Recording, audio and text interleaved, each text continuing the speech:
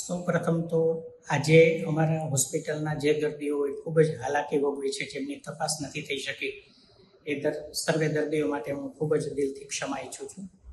સાથે જ જે પત્રકાર મિત્રોએ મને સતત પોઝિટિવિટી આપી છે અને સતત મને માર્ગદર્શન આપ્યું છે, એ સર્વેનો ખૂબ જ આભારી છું. જે કંઈ ઘટના ઘટી છે અમારી હોસ્પિટલ વિશેની, એ ખૂબ જ દુઃખદ આઘાતજનક છે.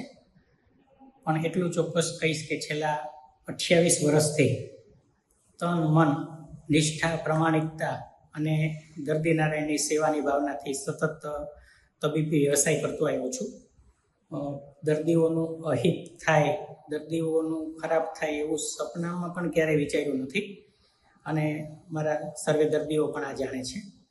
પણ આજે અમારું સીસીટીવી ફૂટેજ કોઈ અસામાજિક તત્વોએ હેક કર્યું છે અને એ સોશિયલ મીડિયા પર વાયરલ કર્યું છે અને એના કારણે અમે આજે બધા મુશ્કેલીમાં મુકાયા છીએ. અત્યારે સાયબર ક્રાઇમની ઓફિસે અમે ફરિયાદ કરી છે. અહીંના અધિકારીઓ ખૂબ જ મહેનત કરીને અત્યારે કાર્યશીલ છે.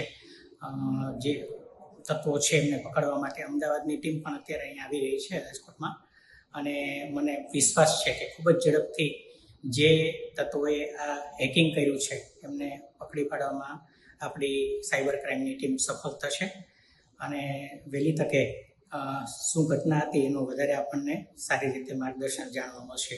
ફરી એકવાર સર્વે દર્દીઓનું ખૂબ જ ક્ષમા ઈચ્છું છું.